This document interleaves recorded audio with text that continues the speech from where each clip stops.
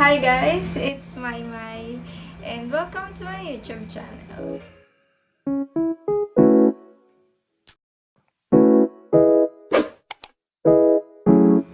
So finally, meron na rin tayong YouTube channel. Dito ako mag-upload ng mga tinatahi ko and also yung mga i-remake kong damit. So subscribe lang kayo dyan. Abangan nyo yan soon. I-upload ko yan dito. So for today muna, ang gagawin natin is ruffle skirt. So ang kailangan nyo lang dito is 1 yard ng tela. So simulan na natin. So first, gawa muna tayong pattern using circle skirt chart. Know your measurement on the first column, then follow nyo lang yung sunod na row, which is the A-line skirt. So 29 inches yung waist ko, so with seam allowance added, my measurement is 18 inches. Repeat the same thing but with additional 12 inch for the skirt length.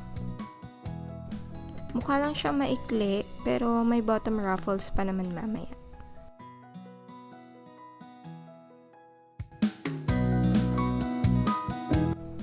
And yes, Christmas gift wrap ang gamit ko paggawa ng pattern.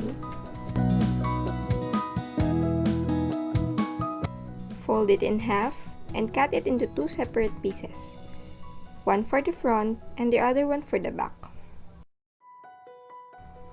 To make the front pattern, mark 3 inches from the corner and draw a curved line that connects to the bottom.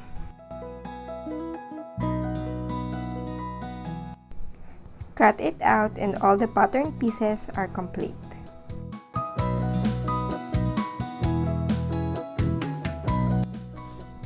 Time to cut out your skirt by tracing your patterns. Do the same thing with the front piece. You'll need 2 mirrored pieces of this, so when tracing, make sure to flip the pattern.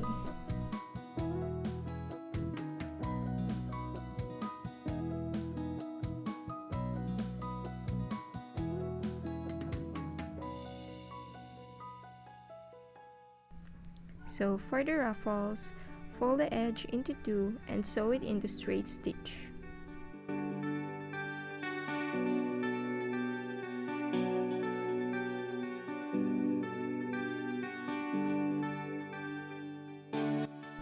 To make the ruffles, sew 2 parallel straight stitches.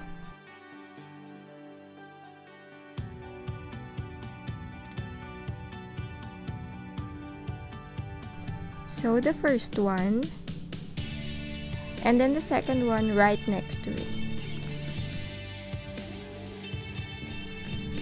Since super lambot and super stretchable ng telang na gamit ko, nagkusa na siyang mag-gather. Hinayaan ko na lang kasi i-ruffles ko din naman siya mamaya.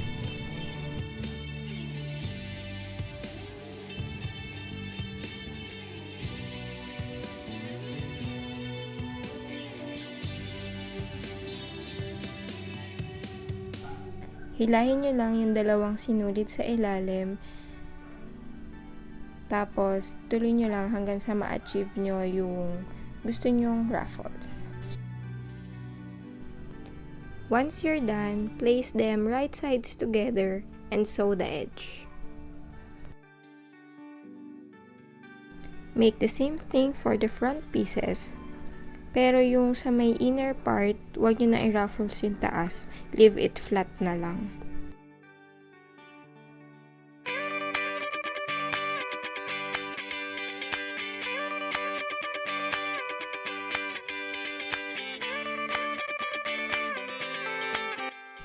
Once you're done, place them wrong sides together and sew the side seam.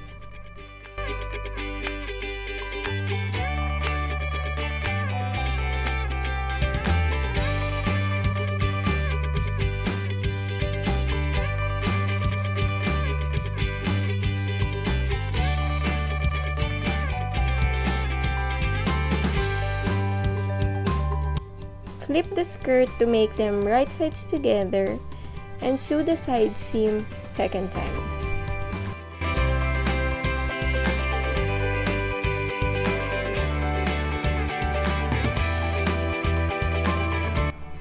For the waist tie, you'll need 2 ribbons, one that is 18 inches long and the other one is about twice as long.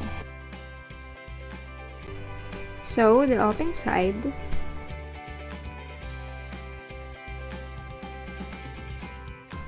Using my pencil, flip the ribbon inside out.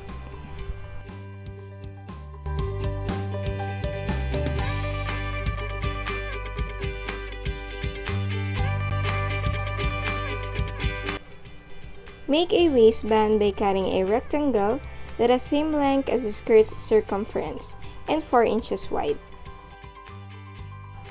Sew it to the inside of the skirt and fold it upwards.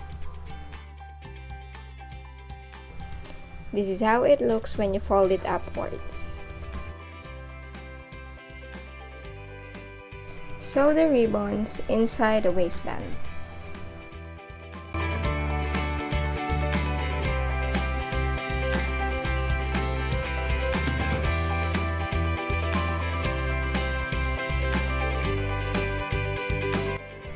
Top stitch the waistband down to finish the skirt.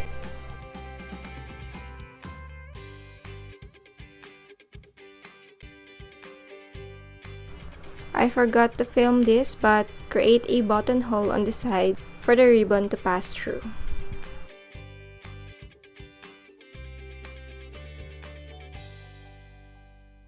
Here's the result.